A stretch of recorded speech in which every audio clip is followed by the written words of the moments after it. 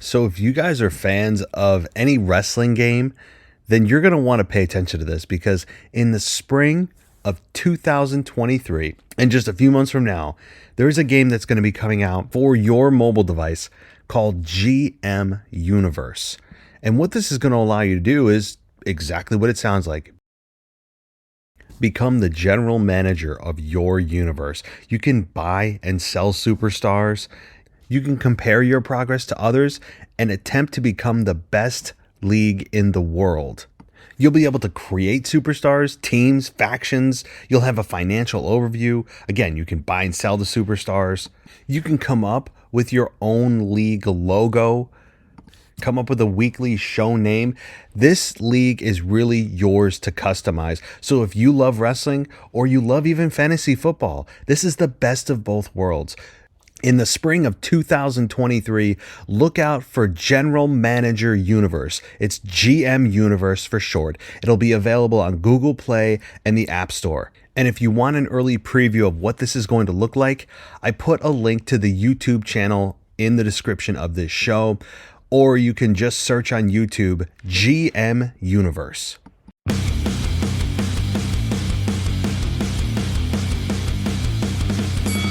Welcome to the NXT Podcast, your home for weekly NXT reviews and insight. The beautiful part of NXT is that when one dream ends, another dream begins. Find all of your NXT news, recaps, and analysis right here. So with that being said, we only have one question for you. Are you ready? We thought so. Let's get the show started right now. Hey everyone, this is Memphis Mark coming to you from Mullet Manor. And this week we're going to do a little something different. I've kind of gathered a few guys here together and I figured we would do us a little Christmas special. That's right, a little Christmas special. And I got a couple special guests, man. Well, first of all, let me go ahead and get this out here. Here we go.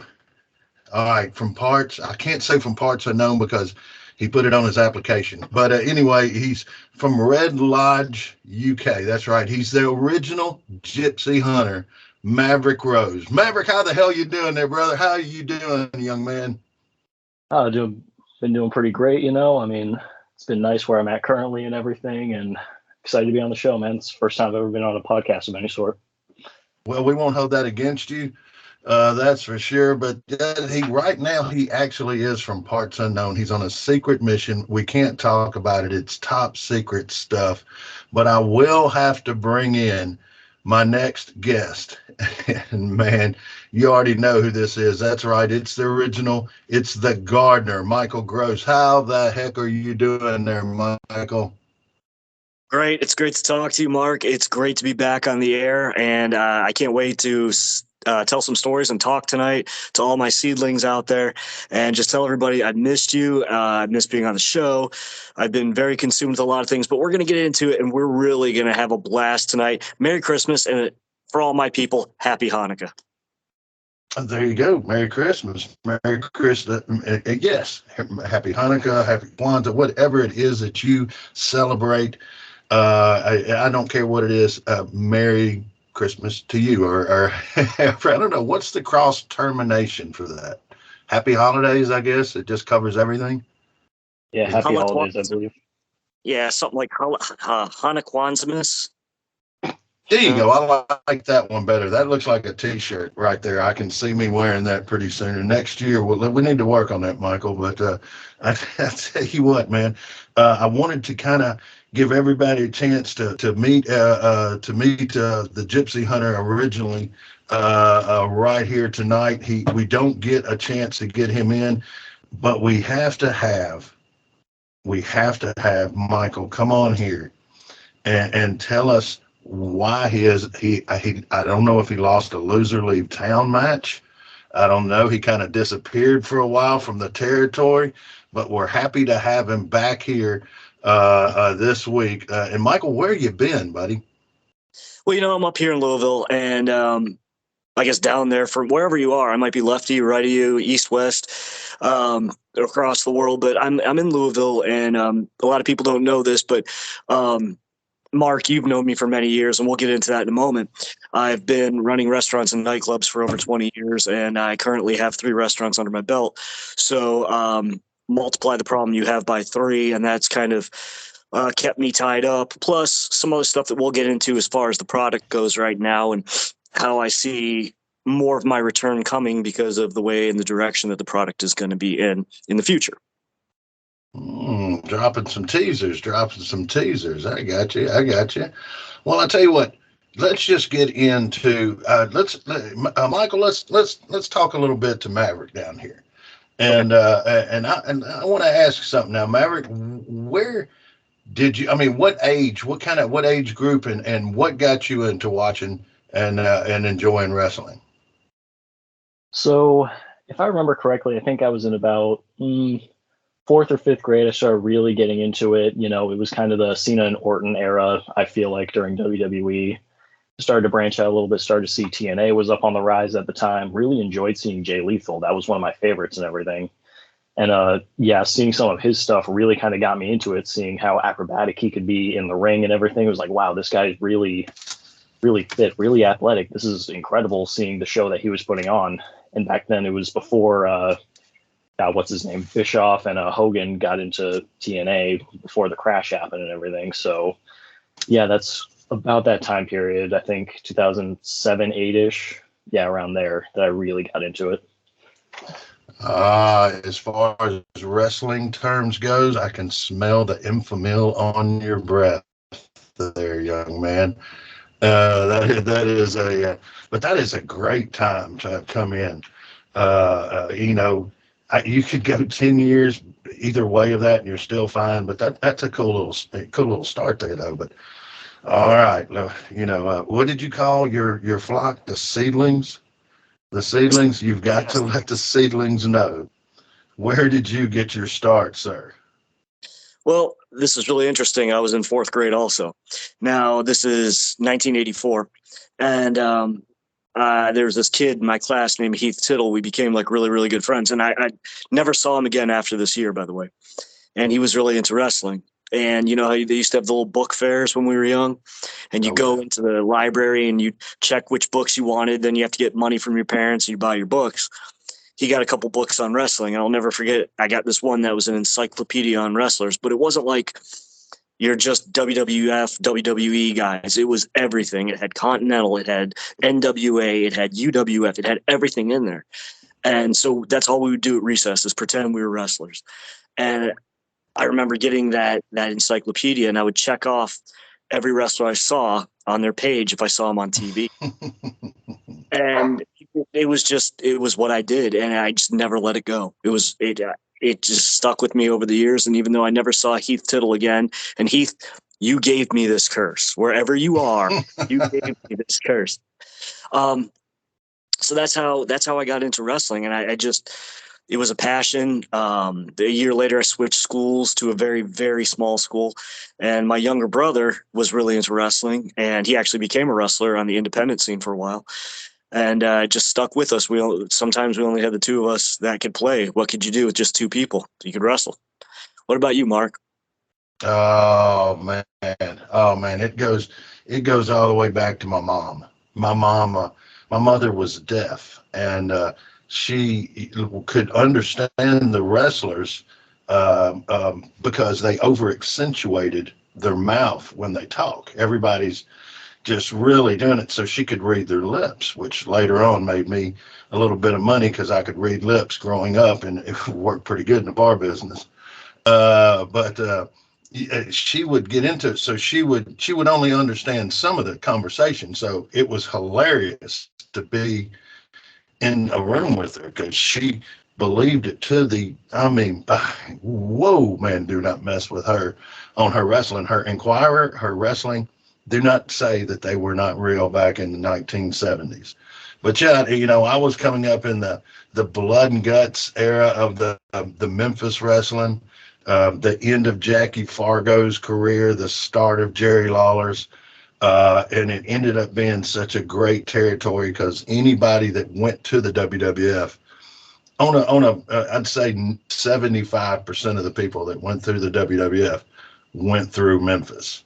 So I got a chance to see a little of everything. But I go back to sneaking Coke bottles off my neighbor's carports and exchanging them for money so you could go and get you a ticket for Monday Night Wrestling.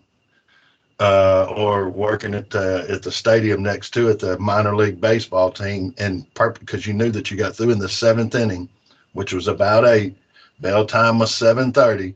By the time you got through with everything, you were rolling in after about the second or third match, and if you knew somebody, you could get in that side door. It was just and it was a different time. It was just a different time where you could do stuff like that. I do not recommend anyone do that or suggest or in any way condone that at any point in time. Now, Maverick, now you said in the 2007, now, can you remember that match or something close to that match that made you go, wow? Something is there something that sticks out in your head maybe that can maybe or a feud or something like that really brought you, that you remember? Well, from 2007 specifically, what I remember that really got me into it, and I remember it kept me on the edge of my seat, was just seeing, once again, Jay Lethal, but seeing him springboarding just back and forth off of the ropes like he did as he was a tag team at the time, and his team against Motor City Machine Guns at the time, that I thought it just blew my mind. They didn't feud for a very long time, but just seeing them go against each other was like, wow, this is very acrobatic. The High Flyers really brought my mind into everything that I wanted to know about the whole business, and it was incredible to me. And still to this day, I kind of side with High Flyers and whatnot because that's just what kind of got me interested at the time. Now, how are you on the lucha libre, the Mexican style wrestling? Do you like that? Oh, absolutely love it. And I think the Lucha Bros are arguably two of my favorites at the moment. Really enjoy watching their matches, and yeah, absolutely love it. Rey Mysterio was another almost kind of idol growing up and everything. So yeah, I definitely say Lucha Libres are very big to me. I was go ahead, Michael. I'm sorry. I was going to say, Maverick, off camera, didn't you say something about being a big fan of Jeff Hardy growing up? Oh, absolutely. Definitely Jeff Hardy, because I remember when I was probably around that time as well, I got his DVD set that was My Life, My Rules at the time. And seeing that and seeing all those matches, I was a very big fan of Jeff Hardy for sure. That fits in, wouldn't you say, Michael, with the Lucha Libre, because Hardy they were definitely not Lucha Libre, but they were Lucha Libre. It's just absolutely. And really to the extreme, man, even in his bad times when he wasn't in the big promotions, he's done some, just heck of a stunts and falls, man. And I've seen it in some lobbies with guys holding beers, standing there hollering at him in small market, but he's just, still going at it. And I think he just make an appearance here recently. I think somebody told me he was on the last pay-per-view or something like that. I think he may have popped his head back up out in public. I'm not sure. Don't quote me on that. But if he did, that's great, because that means he's hopefully got himself a little rehab time, and he's got his head straight. And I don't think they'd let him back in the ring now with all the publicity, because I sure wouldn't want to run a territory and be responsible, for that. Look what happened to the guys with Scott Hall back in the day that paraded him out. So you don't hear about them too much anymore. But anyway, this is a Christmas special. So, I don't want to get to, talking wrestling. You can go off to a whole nother world at any point in time. But all right, so now Mav gave us his, Michael. What would you say was your, back from the day, would be your match that just like, because in a minute I'm going to ask you both what are you thankful for this year as far as a match? But as far as your old school, Michael, something that you remember from back in the day that made you put your ass in the seat and made you just go, wow. The first time I saw Ric Flair, period. So back in those days, if everybody didn't know the television schedule, I'll give it to you. You got home from school, you raced right in because the 4 o'clock time slot belonged to the AWA or World Class or Continental, later on Global, and then they did away with the 4 o'clock time slot. Okay. So I got to see a lot of the people from my encyclopedia in there. Monday nights were the old WWF Monday Night Prime Time, which was basically a studio show that was hosted by Gorilla Monsoon and Bobby Heenan. But the intro always said Jesse Ventura. Yes, I remember that. And you just watched WWF stuff. But your Saturday and your Sunday was ruled by the WTBS time slot, 6 to 8 on Saturdays and 6 to 7 on Sundays. The NWA out of, what was it, Center Stage maybe in Atlanta, Georgia. Mm-hmm. And that's where you saw the best of the best wrestling. That's where you saw your Road Warriors, your Russians, your, God bless them, sometimes Dirty Dutch Mantel, the Midnight Express. You saw everything, but Ric Flair comes out. And I watched the wrestling on WWF like everybody did because they were blasting it down our throats. And with the global, or excuse me, the national expansion, everything else, it was everywhere. But then I see Ric Flair. And I was like, that's a guy I want to be, a pretty boy. I kind of turned out to be a pretty boy. And yeah, this is not video, Michael. This is just audio. I just want to make sure you knew that. I know. I figured I had to give you a lead in on that one, but just the way he would wrestle, because on WWF, Hogan's your champion, but you never saw him wrestle ever. It only had to be like Saturday night's main event that he would wrestle, or you have to buy closed circuit or pay-per-view to see him. It was very special attraction for Hogan, but when you did, it was garbage. It was trash. It was playing with his ear, the big boot, the leg drop, and a body slam, kick, punch. He might as well be watching The Miz. And and then you watched Ric Flair, and even if he was wrestling Randy Mulkey or Mario Mancini or Pat O'Grady, it didn't matter. These were real enhancement talents. He would wrestle on Saturday nights, and he would go in there. He would cut the best promo before with Tony Schiavone and David Crockett. He would go in there, light it up in the ring, no matter who he was against, come out and cut an even more killer promo. So watching his matches were great. But then when I actually watched him, his interactions with Magnum TA, his interactions with Ron Garvin, with the bestseller of all time, Ricky Morton, I was hooked. Sir. I was hooked. What about you, Mark? Man, you threw back as many names as I could have just thrown out there, man. I don't think I could actually. Wow. The match, though, that goes back to me is still the Tupelo Concessions match. I saw that the Saturday the match was, I want to say, a Thursday or a Friday night, and they had the full-length match on Saturday. And then later on, you got to see the Lance Russell cuts of it, to where, as I said, I loved Lance Russell, but he was the local Memphis announcer, for anyone that doesn't know. But there's a lot of times that you would see Lance with a cigarette in his mouth and his Baxter suit. And it was just classic. And if you've never... if you don't know what I mean by the Tupelo Concessions match, I can't explain it to you. I will tell you this one thing, this one little tidbit. I want you to go back and watch this, but I want you to remember they told the guys they could do whatever they wanted, but don't touch the popcorn machine. And that's right. It was a money maker, man. And you did not touch the popcorn machine. Stay right there. The WWE podcast will return after this quick break. So if you guys are fans of any wrestling game, then you're going to want to pay attention to this, because in the spring of 2023, and just a few months from now, there's a game that's going to be coming out for your mobile device called GM Universe. And what this is going to allow you to do is exactly what it sounds like. Become the general manager of your universe. You can buy and sell superstars. You can compare your progress to others and attempt to become the best league in the world. You'll be able to create superstars, teams, factions. You'll have a financial overview. Again, you can buy and sell the superstars. You can come up with your own league logo, come up with a weekly show name. This league is really yours to customize. So if you love wrestling or you love even fantasy football, this is the best of both worlds.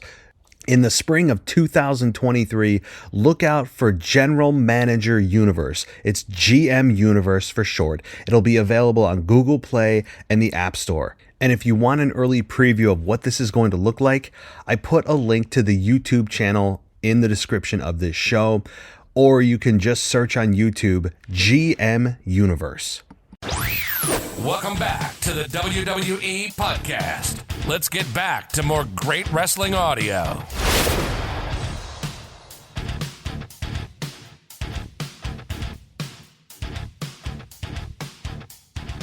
Michael, you know what I mean, right? I know exactly what you mean, because I remember you telling me about that dream you had about us being in the brawl. And what was it? The voice of Matt, our Matt, the host of the podcast, being, who was the promoter? It wasn't Randy Hills, was it? It was No, it's Jerry Jarrett. Jerry Jarrett. Jarrett. Jerry, you had the dream that it was you and I in the brawl, and Mark and I go back a long way, and I'll cover that in a second. And Matt's voice was Jerry Jarrett saying, "Don't touch the popcorn machine. Stay away from the popcorn machine." I told Matt about that one. He got quite a kick out of it. Well, you've got to understand, guys, these are four grown men with a ref and occasionally another promoter jumping in there in a smaller concession area. And these guys fought for 12 minutes, maybe 10 minutes. And look, that don't seem like a lot of time, but try doing that. Get out there and just do a little of that. What are you kids doing nowadays? This hot yoga or something? Get out there and flip around like that and flop around like a fish out of water for about 10 minutes. Check your cardio then. But yeah, that would have to be going back to mine. That kind of got me sidetracked. I want to go grab some mustard and throw it at Michael right now. I swear. Hey, as long as it's not mayonnaise, you all know how I feel about that. So. Oh yeah, I saw a T-shirt the other day. I didn't have the time for the guy to explain to me, but it said, "Is mayonnaise an NFT?" And I just went, "Oh man, where's Michael when I need him?" But all right.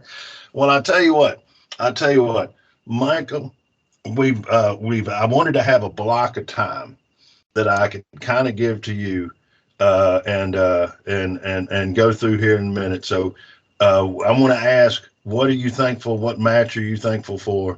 We're going to let Maverick go first, and then when I ask you, what are you thankful for? What match this year you are? Then, my friend, you can continue on and take it into however you want to explain a little bit of your hiatus, your little. How could I put that? Yeah, you had to leave the territory for just a little while, but then you were watching the TV tapings and you just couldn't take it anymore. And then I'm not gonna do a spoiler, or I'm not gonna do what does Heyman say? I can't remember. It's not, but anyway, it goes. But Mr. Maverick, sir, now I have to ask you this, sir. As far as this year, what is the match that you are thankful for? So the match that I'm thankful for, and you guys may give me some weird looks for this, but I'm going to say Jon Moxley versus Tanahashi when they were at Forbidden Door. To me, that was a big match because when I was younger, I used to think, oh, Japan has their leagues. I knew nothing about them. I just knew that they existed. And then America has our leagues. I just figured they would never cross paths or anything, and it would never be a big thing until a family member of mine started telling me, hey, they used to do that every once in a while. WCW did it in the 90s. And it kind of occurred to me, okay, so that's happened. I started thinking more and more about, what was it? With WWE and how they were, would it ever actually happen again? And then finally seeing Forbidden Door happen. It may not have been WWE, but here we are finally, having those Forbidden Door matches and everything. And it was like, wow, this is bigger. This is a new era. We're going to see more than these 2000s and whatnot used to have with us. And I was very grateful to see that, you know. Well, that is a cross promotion, and the way Khan did that, it was very, very smart. And I'm going to go next so Michael can go after me. But, as far as a match this year that I'm thankful for, I'm gonna have to go with a couple old kind of traditionals and that was Cody Rhodes and Seth. Man, if Cody would not have gotten hurt, I think they could have had a trilogy, or they could have had a period of those being some really, really good matches. And and you know what, Mr. Maverick, it is so funny that you mentioned the Forbidden Door, because if I did not mention Cody and Seth, my match would have been someone that Mr. Michael turned me on to and kind of told me about a long time ago. Several years ago, whatever. And I've been watching him progress, and that was the Will Ospreay and the Orange Cassidy match. I thought at Forbidden Door. So Forbidden Door, we have an agreement on that.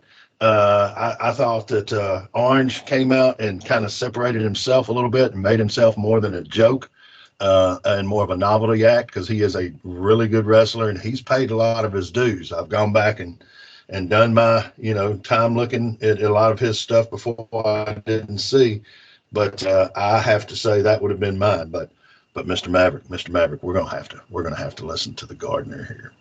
We got to hear what the gardener has planted. So, Mr. Michael Gross, please, sir, what would you be thankful for this year? It's funny because none of us have really said anything WWE, and I'm going with the Moxley Punk series, and just because the fact that, first of all, you both former WWE standouts, both former indie standouts, both guys have cut their chops. They've paid their dues. And of course, there is a joke that, if you breathe on Moxley, he might bleed all over you. And Punk isn't the guy he was 7-8 years ago. We know this. Okay.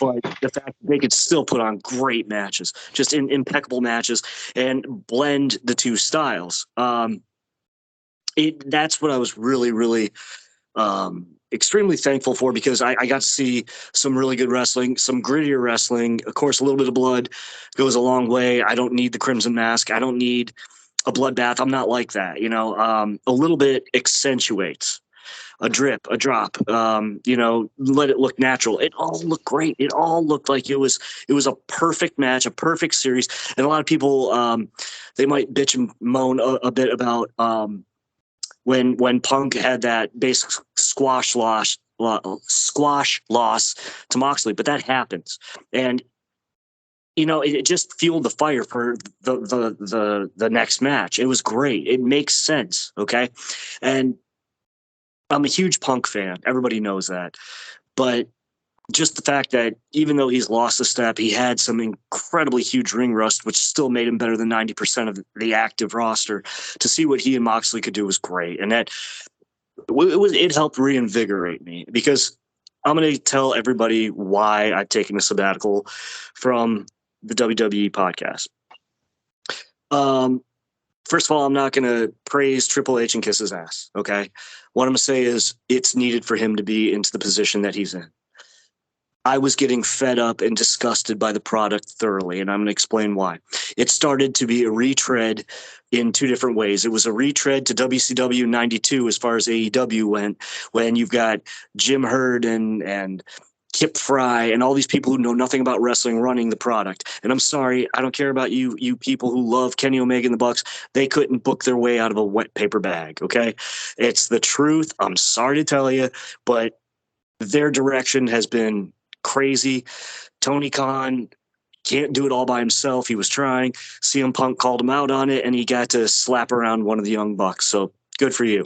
Now, I don't hate those guys, but the fact is you don't let the inmates run the asylum. You let the warden do it, and the warden's overwhelmed. So he just said, screw it. I'll let these guys be the acting police officers for me, or the acting jailers for me, and it got them nowhere. They had a lot of great ideas that just faltered. They had a lot of great talent that they booked and did nothing with. They let William Regal slip through their hands. They let a lot of people slip through their hands. They screwed up. As far as WWE goes, it was going back to WWE, say, 1992 also. Vince McMahon in charge was screwing up everything. I don't want to see Walter be called Gunther. Okay? First of all, and I've said this a million times, there's no such thing as a brand. SmackDown's not a brand. Raw's not a brand. They are television shows owned by the same company. Their paychecks say the same place. It's Titan Entertainment. Get it through your brains, kids. And it's just frustrating for them to come on the air and be like, oh my God, a SmackDown superstar is coming to Raw. I don't care. That just means you see the same person you've seen for the last 10 years working Monday instead of Friday. It became an overhyped hot air balloon that was just dropping, and it was falling out of the sky faster than Halley's Comet falling to Earth that ever happened. You know, it was like the beginning of the movie Flash Gordon, which is great. So I got frustrated. Vince was going crazy. Everybody knows it. And had this scandal. The scandal is going to be one of the best things for wrestling ever. I don't care what you think, because we have somebody new in power. Now, if they get rid of that bum Nick Khan who thinks we could just fire everybody, we'd be a lot happier. They jettisoned real talent who went over to AEW to not get used at all, to get lost in the biggest deck of cards in the world. A bigger deck of cards than anything you could find down in Tunica on a Saturday night. We both know that. And then WWE was relying on the same 8 people on each show, and one of them's The Miz, and one of them's Sheamus. So you have 2 talent vacuums, at least one for Fridays and one for Mondays, and all you could do was tune out in droves, like any human being in the world. You tuned out. Why? Because I, a wrestling historian, a noted wrestling journalist, and probably Mr. Wrestling to most people, was thoroughly, incredibly disgusted. So I took a break. Now with Triple H back in power, he's hired some of these people back, but what's he doing? He's letting them flounder in mediocrity like the other people who signed over in AEW, which is sad and disgusting. Sorry, I'm healing on you, but this is the way it goes, folks. So I had to take a break. And then I realized I still listen to what wrestling, watch a little bit here occasionally, and now I'm watching more and I'm getting back to what I had to, but I kept up with it through the news shows. I kept up with it through YouTube clips and things like that, but there was no must-see TV anymore. And it's not like the last few years were when I was on the show, but it's just the fact that it was becoming less and less watchable. I'm tired of seeing people renamed. I'm tired of seeing LA Knight become Max Dupree, become LA Knight. I'm tired of, like I said, the Walter Gunther thing, or Matt Riddle is just Riddle. It's the dumbest damn thing I've ever heard in my life. If he's in the ring wrestling, you're not always going to call Matt Riddle. You're going to say Riddle. It's like Bill Goldberg. Sometimes we're going to call him Bill Goldberg. Other times we're just going to call him Goldberg. So I got sick, and I had to walk away. I talked to Matt, and I said, look, it became unwatchable for a long time. Now I'm hoping, and I think Triple H will do some of the right moves. I don't think he's going to be the savior. I think bringing William Regal back into the fold, Steven Regal, the Lord, I think that's going to be a huge asset to the company. I think hiring more people who were not exactly always WWE employees is going to be very much key. And as far as AEW goes, if Tony will pull his head out his ass, I want to see him hire a couple of classics, throwback at Dutch. You got to hire Dutch because you have somebody who knows how to book, someone who knows how to actually have people draw heat, and someone who knows how to draw out a storyline. And AEW can't complete a storyline right now properly. And I'm not bashing them. They've done some great things. They've done some fantastic things. My favorite match series, Punk and Moxley, all AEW. But, and of course, Forbidden Door, which that brings me back to One Worlds Collide in WCW, or there you go. The Korean Super Show. I mean, you look at all this stuff that used to happen that WCW did that was experimental. They just had the wrong people steering the ship at the time to really capitalize on that. Tony Khan can't do this. He needs some brains. Jeff Jarrett was a good hire. Jarrett knows what he's doing. Now, as long as he needs to be behind the camera, not on it. If they utilize his brain, maybe bring in a Dutch. And I'm not saying, folks, I want this to turn into Continental or Mid-South from 1982. But what I do want to see is congruity, storylines, stop blurring between an anti-hero and a villain. I mean, MJF, you don't want to boo the guy because he's just too damn good. And yet, what do you do when he's a heel? Yeah. It's a confusing time. And I just wish they'd find one more brain. You've got Jim Ross and you don't utilize him? Like, what's wrong? Yeah. So that's what's happened to me over the last year. And that's why I had to take a break. Well, that is my gift to you, Michael. I figured I would let you get that off of your chest. And now that you've gotten a little weight off of you, you know, you'll look a little thinner in those pants for the next dinner with the family and everything. So yeah, Maverick, that's what I knew, that he had this humongous thing that he just wanted to holler and scream real loud. So I told him if he didn't scream and holler real loud, that it would be great to have him. And so yeah, he kind of got that burden off of him and let everybody know. That way not everybody has to individually ask. It's a blanket out there for everybody to know. And man, I had to make a note on what you had just said, though. What did you think about the Jericho getting the young man over a couple weeks ago, or last week, I think it was? Did you see that by chance? I'm going to toss this one to Maverick first. So I saw more news updates than anything, as I've been out here. I haven't really been able to watch, but seeing the updates about it and hearing that it was a great match, I think that he's doing the right thing. Jericho, he's not unable to perform. He's still very much able to, but he is kind of getting towards, I'd say, closer to the end day by day at this point. You know, he's not a young buck anymore. He's going to be coming close to the end here. I think that he's doing the right thing. Even if he were to retire tomorrow, he's still a very accomplished wrestler. He doesn't need to have all the glory, and him putting somebody else over, it's the perfect time to do so, I think. There you go, Michael. My thought process on this is I've never even heard of this cat. I've never heard of this guy in my life. And while it's cool, I'm just kind of confused why this guy got the rub and not somebody else. The other flip side of it is I want to see what this guy can do. Because if they're sitting on somebody who is super talented and this is your way of doing it, then we really need to really, really soon start exploding some of those talents. So we see that this just wasn't a fluke or one-off. My other thought process is Tony Khan can't remember when he's booking. So we might not see this guy again. We might not see this guy again for 6 months and forget about Action Andretti. We might forget about this guy all the way around. You got to remember that you've got some people who are talented but hard to work with, like Brian Cage. You've got some people who are talented but can't work anymore, like Christian Cage. You've got people out there like you've got Ethan Page. You've got a lot of wealth, the deepest well. You've got the deepest well full of water, but yet you're only bringing up a half bucket every time. That's what Tony Khan's doing right now. So I appreciate what he did, but there better be a payoff, and we better develop this guy, and we better have a character behind him. It can't just be like the 1, 2, 3 kid. Oh, look, I won. Oh, I'm going to win again. Now you're going to cheer for me.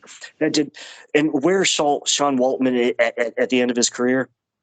He's still the guy that was carrying the bags for the Click to make his career what it was.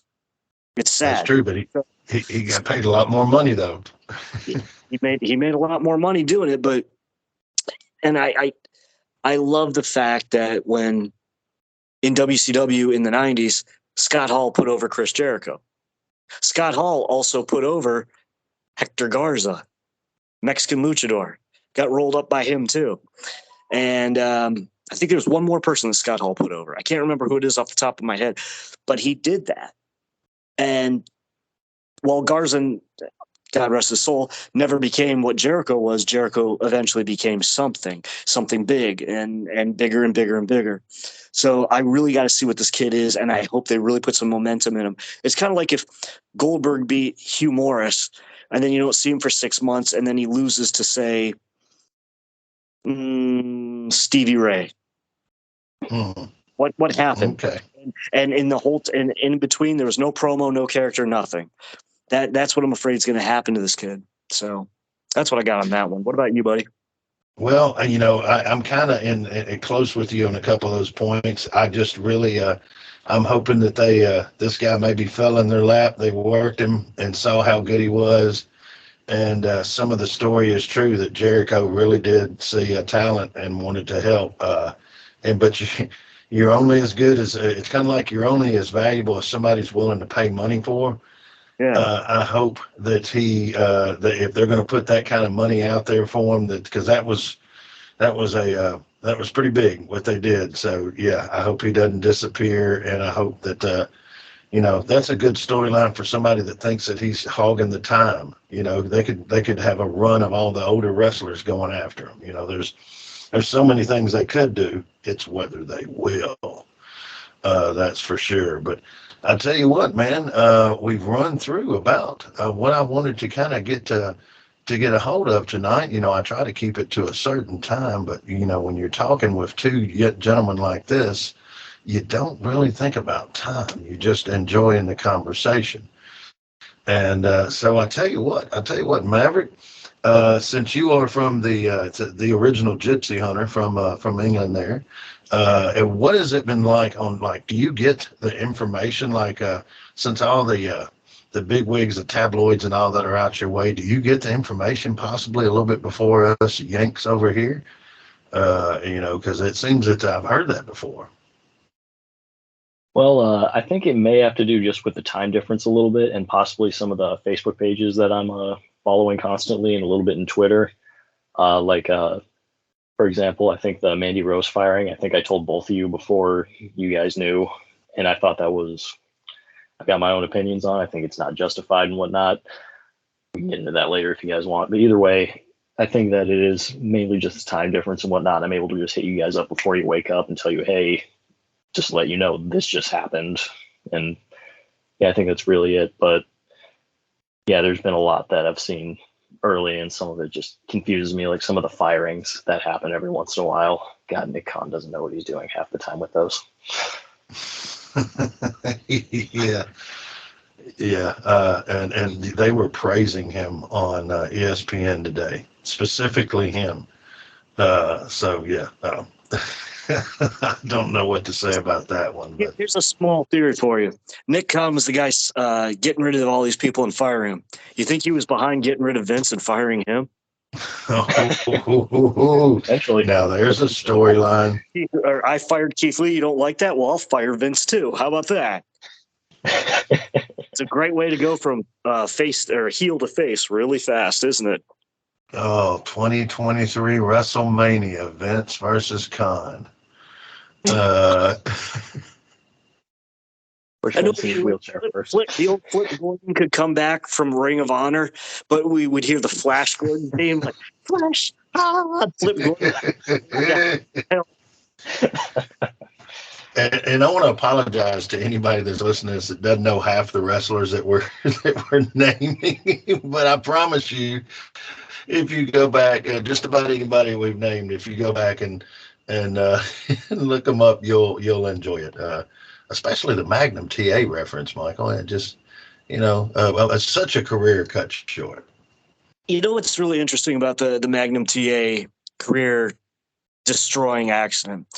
Wrestling, the NWA did it better than anybody else back in the day. In the 80s, that WTBS time slot was studio TV with clips from they would occasionally show a couple clips from what happened in Greensboro, or what happened in the Louisville Garden, or what happened Marietta. Yeah, I got you. So they would show all these clips, and that's how they would start the program, was a clip of the major feud. And then they would go through the whole card that night, wrestling, and work on storylines, give people promos, blah, blah, blah, blah, blah, blah, blah. And, I just look back at like, that to me was like the greatest wrestling. And then I remember one day I turn it on, and it's just David Crockett and Tony Schiavone, and they look so sullen. And they're like, they show you pictures of, I think it was an RV that hit his motorcycle, something along the lines, but really it was a Porsche. I think it's been Yes, it was a Porsche. Yes. It was a Porsche. Okay. But for television purposes, it was a motorcycle. And they talked about how he got in an accident, but they said, don't worry, Magnum will be back. I waited a year and a half watching wrestling every Saturday, waiting for Magnum to come back, and he never did. And finally, after a year and a half, I realized he's not coming back. When he came back to make that appearance to cheer Dusty on, like a year later, and he still had his arm in a sling, and he was 100 pounds lighter, and it was his appearance that had Dusty go over Tully with that Tommy Young referee. And yeah, I'm that old. I was just like, wow, Magnum's career is over. It killed me. And then the next thing I saw, I'll remember, is after they made the announcement about Magnum having his accident, they said they have another very important announcement after the television break. They come back from the television break, and there's a room, and there's Dusty, and he's sitting side by side with former all-time foe and Magnum's foe, Nikita Koloff, who just said he respected Magnum too much to let Magnum's duties not be fulfilled, so he would step in his place. People don't book like that anymore. It was the presence, the way they did it. It wasn't just, I'm a babyface now. It's not WWE like I was walking back to the dressing room, but there was only 5 people beating him up. I'm going to jump in too and help him out. It was brilliant. It was beautiful. It was well written. I can watch it today and get goosebumps just by Nikita, even though he's really Canadian, I think. Right. Yeah. With that fake accent and going through and talking about it, the way he acted, and his character was always just staring angry. He just said, I respect him too much. I will fulfill his obligations. I will take his duties. And then they show a clip from a cage match where it was supposed to be Dusty and Nikita taking on, Dusty and Magnum taking on the 4 Horsemen. And out comes Nikita, and the Horsemen just go crazy. Like, what is this? I jumped up, stared at my black and white TV in my bedroom. And I was just screaming for my brother, get in here, you're not going to believe this. It was almost as great as when the Mulkeys won that match. Oh yeah, man. That's bringing back some big memories, man. I guess you've kind of given me a present now, just bringing that wasn't it the America's team, or what were they called? Superpowers. Superpowers. That's what it was. The Superpowers. And you would have to understand the era.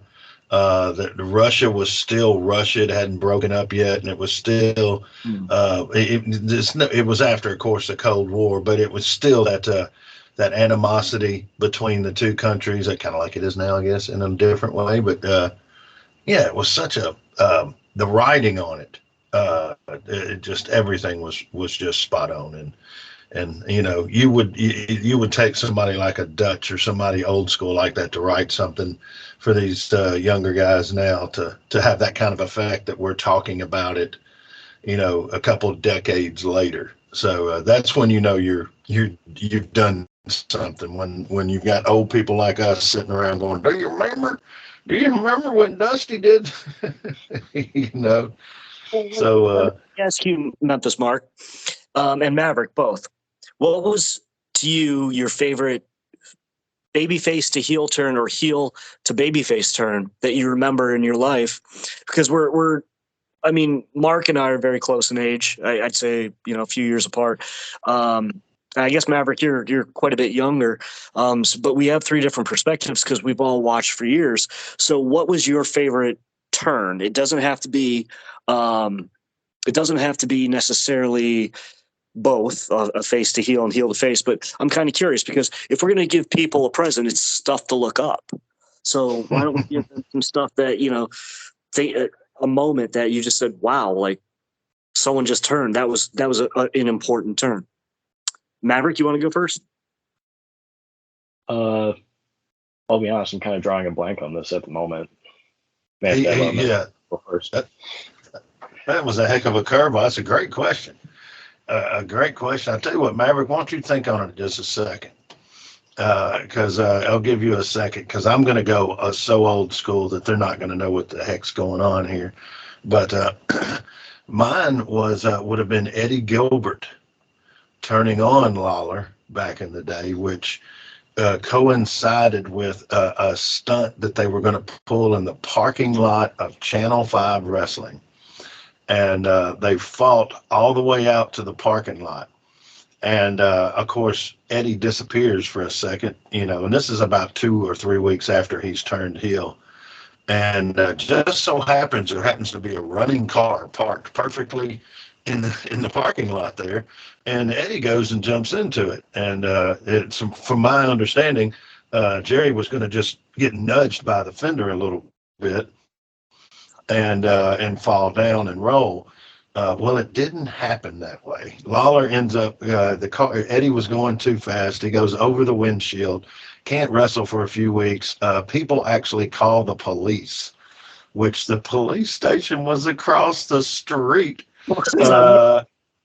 Yeah, it was live on Live Memphis Wrestling on Saturday morning, and people thought Eddie Gilbert had killed Jerry Lawler with a car. So that is my heel turn, because his father was the referee at the time, and his father was a good wrestler with Jerry Jarrett, Tommy Gilbert and Jerry Jarrett and Tommy Gilbert and Eddie Marlin back in the day, and then his son was a young kid, and all of a sudden he wants to be the king. So he does the classic heel turn, man. So that's one of mine. That's one of mine. Now, Maverick, we gave you a few minutes in the room by yourself. We're going to take you out of the private studio now. What is yours, sir? Okay, so after giving it a little bit of thought, I think that my generation will remember this a little bit more, but I'm going to say when Seth Rollins turned on the Shield. I think that was kind of one of the more unexpected heel turns out of random, that all of a sudden it's, I think, Roman and Ambrose step up in front of him, and then he just grabs out the chair, smacks the back of each of them, and it's just like, oh, wow, I did not see it coming at the time. But also I want to say Adam Cole as well during his AEW debut, because WWE, he was more of a babyface. He was kind of guy that almost just never did any wrong, it felt like. And then all of a sudden AEW comes in. He kind of looked like he was going to go that way again, and instantly heel turn. And it was a nice shock, and then it was a nice way for Bryan Danielson to make his debut as well. But yeah, I think those two can definitely be ones that are most recent memory that I can pull out for this generation to call out. Hit it out the park. Hit it out the park. Okay, so I'm gonna throw one in that is rather obscure. It's not rather obscure, but basically, Undertaker was American Badass. It was that famous, not infamous, that famous ladder match with Jeff Hardy, and he just keeps going back there and beating Hardy down, but Hardy won't stay down. And then when he goes out there, he goes to hit him again, and he just stops and raises his hand. Okay, and right then you knew that Taker was becoming a babyface again, because a lot of people didn't like the American Badass. I loved it more than any incarnation of the Undertaker, because he was selling. He'll even tell you he loved that era because he was selling, he was doing stuff and not just being the Walking Dead man. And so yeah, when he parks the bike, comes back and gets in there, throws the ladder, actually bounced back at him. That was the funny little part. And then goes to hit him, and Jim Ross is like screaming, pleading with him over the mic, don't do it. And then just lifts his hand and then drops him. Now, this is something really funny about that match, because everybody knows also I'm a big comic book guy. That whole match was based off of a comic book from the 1981. Okay. And this comic book has been ripped off a couple times, and it's not the first time by wrestling. But I'm going to make it real brief. The Thing from the Fantastic Four had his own comic series. And there was one where this guy called the Champion of the Universe would go around and he would box every strongman from every planet. And if your planet lost, he would destroy your planet. He was a celestial being. But that was his thing, was boxing. So he got all of the Marvel Comics bricks. He had the Thing, the Hulk, Thor, everybody. He had them all. And he whipped a couple of them. The Hulk got disqualified because he tore his gloves off and tried to wrestle him. Thor used his hammer in a legal way, so he got disqualified. It comes down to the Thing, and the fate of the whole planet Earth is the Thing in this boxing match against the champion. And the Thing boxes him, and for like 4 rounds he's winning, and then he just gets annihilated by this celestial being. But then he keeps getting up. And so the champion beats him down. He goes down. He gets up again. And finally the champion says enough is enough. And he said, I could break your bones, I could destroy your body, but I can never defeat you. Your planet will now live. Well, flash forward years later, there was a cartoon. It was on the Cartoon Network. I almost want to say it had a monkey on it. It might have been Mucha Lucha, actually. But the monkey was voiced by Randy Savage. And they did that exact scene from that comic book in that episode, ironically voiced by Randy Savage. You can actually look this stuff up. And then Jeff Hardy, being a big comic person, used it when he pitched it to The Undertaker for his face turn. So that's one of my favorite face turns of all time. It has to be. Wow. That is a straight alpha getting dropped by the gardener. That's right. He just schooled Memphis Mark and the Gypsy Killer and the Gypsy Hunter right there. He just dropped major knowledge on us. So we now understand. Well, it's good to know the backstory behind something, because he could have just said that and then we would all been going, well, what the heck did he mean? So at least he explained it to us. So we understand that now. And I tell you what, guys, we've been kind of going for a little while. So I tell you, we're gonna kind of slow this on down here and kind of get ready to get on out of here. But I want everybody to have a chance just to tell everyone their own version of whatever they'd like to say on an ending. Now, Maverick, all you got to do is either say goodbye, hello, I love you, I never want to see you, or just Merry Christmas. But what would you like to say to the WWE Podcast Network out there, coming from the UK, from right now, from parts unknown? But what would you like to say, sir? Well, I'd like to say happy holidays to everybody that's listening, and I appreciate anybody's feedback. You may reach out to Memphis Mark or the gardener over here, as they would let me know for sure. But yeah, I appreciate your guys' time and everything. Thanks for letting me be on the show. Well, man, that's a man of few words, but good words there. Good words there. And now, Michael, sir, we've known each other. Whew, let me see here. How many years has it been now? Because when I said decades, I wasn't kidding. I'll tell you the first time I met you. So is it okay to do this on air? This is a family show. It's okay. So okay, all right. I had moved to Memphis, and Memphis Mark and I had the same boss, but we worked in different nightclubs. And I get a call from the boss one day, and he said, I need you to meet this guy named Mark over on Marshall Avenue, that they're doing this. I think it was a celebration of Sun Studios Records. I can't remember what year that it was, like the 50th anniversary or something like that. So he's like, I need you to meet them at this booth. It's going to be him and this girl named Janice. And I need you to work with them all day tomorrow. I was like, okay. I didn't have plans or anything. All right, boss. You didn't tell our old boss no. So I showed up, and that's how I first met Memphis Mark. I think it was 2004. And we worked all day. It was a crazy street festival, and we were right in front of the Sun Studios, where some kid named Presley used to make some records there. And while we were talking, he kept referencing somebody named Spellbinder, And I'm like, who the hell is Spellbinder? And so he said, yeah, well, I watch a lot of wrestling. So, well, so do I. And he said, well, you might have seen him. He was Fantasio on WWE. So we started talking wrestling, and Mark said something that I'll never forget. And it was on the very first podcast I did with Matt back in 2019 for the WWEpodcast.com.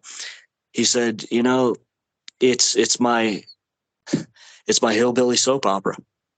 And it's stuck with me since 2004. It's almost been 20 years, my friend. And since then, we became friends. We worked for the same boss, obviously, on and off. And we kept up all these years. And then about 8 years ago, I moved back to Ohio. And now, of course, I'm in Louisville, but moved back to Ohio. And then during the pandemic era, when I was in Louisville and the jobs dried up, I went back to Memphis to work, and I run into Mark. And we started talking, and I said, hey, you're a big wrestling guy. He said, yeah. And I said, I mentioned you once on the podcast I do, and I explained the whole show to him and how I remember that, he used the term the hillbilly soap opera. And so that's, ladies and gentlemen, how you eventually got the gift known as Memphis Mark coming to you. And Absolutely. he eventually got in contact with Matt, obviously like a preferred listener. And it's funny, folks, that when you have knowledge, sometimes people don't appreciate it. They just want to talk about current product, but they don't understand where all this product comes from. And some people think about some of the stuff we talk about from the 80s and 90s as archaic and Jurassic, but you don't understand that a lot of the storylines and things you see now upset people like me because it's rehash. It's poorly done rehash. Yet there's other ways to do it that it's still rehash, but it's great and it's brilliant. Like a great example is Memphis Mark talking about the Tupelo concession stand brawl. I had that introduced to me later on in the 80s. It was redone in Bill Watts UWF, starring Eddie Gilbert and Sting against, I think, Rick Steiner, and I can't remember the other one, who all eventually formed the team Hot Stuff International. But they did the same thing. They brawled from the ring all the way up the stands, all the way through to the concession stand, but then Television Time-Lapse shut it off. I think Terry Taylor was the last person in that one, if I'm not mistaken. And I always thought for a long time that was the Tupelo concession stand brawl until I found the real one when I got older. So it's interesting, like how Mark and I can talk about things, and then Maverick's generation learns about things, and they see different. Everybody sees wrestling different. I mean, one of the people I miss, and I'm sure Memphis Mark, you do, and from what I've talked to Mr. Maverick about, we all miss Mimi. I miss her opinions.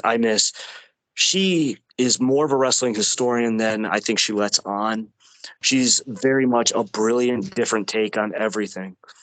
And she's somebody that I was blessed to get to know a little bit off camera, off airing. Like we've spoken a couple times, and it's great, the conversations we have, and how much she really likes wrestling and how much she cares about wrestling and how much she sees things differently than we do, not just female to male, but just generation lines, and just a sharp, different mind.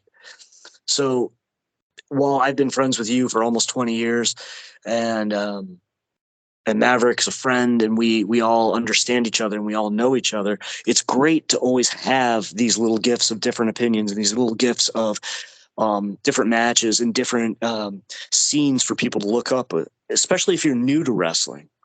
You don't know what we know, and you might think something stupid until you find out the history behind it, or you might think something is really cool until you find out that it's been done 20 times before and 19 times before that it was way better. I'm not out to change your opinion unless you like The Miz, but I can tell you for a fact, though, that wrestling is a very, very deep pool to jump into. Mark and I are in a deeper end. I would say Maverick's somewhere close to the middle. And then there are newer people who are very much in the waiting area. They, if it's on, they'll watch it. Then they see something they like, and they're like, okay, it's cool. Maybe I'll watch it next week. Maybe they won't. the more you want to swim with these sharks, the more that, we smell blood. We're going to frenzy and we're going to give you all this information. That's it. That's it, man. Well, I tell you what, guys. I tell you what, we've we've hit the hour mark, and it doesn't seem like it, does it? Doesn't even seem like we've. Now, one last thing, Mr. Mark. Can I give my Twitter information and a shout out, please? Absolutely, please do. Sure. And Maverick, you might want to give out your Twitter too, if you want to people interact. So I'm at 144Captain on Twitter. I'm the gardener, Michael Gross. And so if you ever want to talk wrestling, please do. I'm working out something with Mark and a couple other people with an Australian wrestler named JXT. The idea is JXT to NXT. This guy's super talented. He's had some matches with Will Ospreay. He's just amazing. About a week and a half ago, we had the birthday of Adrian Street, and the Exotic One and I talk a little bit here and there, and it was nice for when I told him happy birthday for him to acknowledge it. He's a great guy. He's really cool. And I want to give some shout outs to somebody who we were hoping to be on with us tonight but couldn't make it, and that's the one and only DJ Kuzmo. And of course to Mimi, because Mimi Burris, I miss you. You're amazing. I hope that you get on, you come back someday. And if you don't, you're like our Andre the Giant. You're going to be the special attraction. So like Ashley, Michael, Matt, love you, Matt. I mean, you're the one who got me on the airwaves on your podcast. I can't appreciate it enough. Thank you. And trying to think, Nighthawk. Memphis, Tennessee, Nighthawk. Because we love you. You're a wrestling historian. And he was the only other person who knew about that comic book with the Thing. So you better listen. Really, I've heard of it. And that's about it for me. So Maverick, what do you got, buddy? All right. So not really going to give my Twitter because I don't really use it much. I'm sure, once you guys post about this on Twitter and whatnot and tag me, then maybe I'll blow up a little bit. But I do want to say, Mimi, I also kind of miss hearing podcasts that you used to put on as well. It was always very entertaining, and honestly, it was kind of part of inspiration for me to actually be okay with coming onto this, because for a long time I was also a closeted wrestling fan. That's something I remember hearing her specifically say, and then hearing somebody else say, it's like, okay, maybe I'm not alone in this kind of thing. So yeah, do miss hearing Mimi as well. Yeah. That's it for me. Oh, man. All right, guys. Well, Michael, I don't think I could name anybody that you didn't name. Of course, absolutely, Matt and everybody, all the other podcasters and everybody. We're so thankful to have such a great crew and so cool to be able to listen to other people's shows and actually enjoy it and look forward to their new issues. So, guys, I guess we'll just kind of, wrap it up here, guys. And I want to tell everyone happy holidays from all three of us and a Merry Christmas. And of course, I've got to end it the way I always do. This is Memphis Mark, and if you can, rescue, spay and neuter, of course. But as always, this is Memphis Mark. And you know what? I'm out.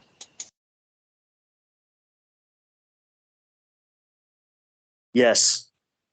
All right, cool. So if you guys are fans of any wrestling game, then you're going to want to pay attention to this, because in the spring of 2023, and just a few months from now, there's a game that's going to be coming out for your mobile device called GM Universe. And what this is going to allow you to do is exactly what it sounds like. Become the general manager of your universe. You can buy and sell superstars. You can compare your progress to others and attempt to become the best league in the world. You'll be able to create superstars, teams, factions. You'll have a financial overview. Again, you can buy and sell the superstars. You can come up with your own league logo. Come up with a weekly show name.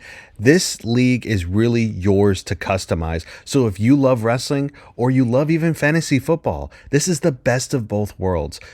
In the spring of 2023, look out for General Manager Universe. It's GM Universe for short. It'll be available on Google Play and the App Store. And if you want an early preview of what this is going to look like, I put a link to the YouTube channel in the description of this show, or you can just search on YouTube GM Universe.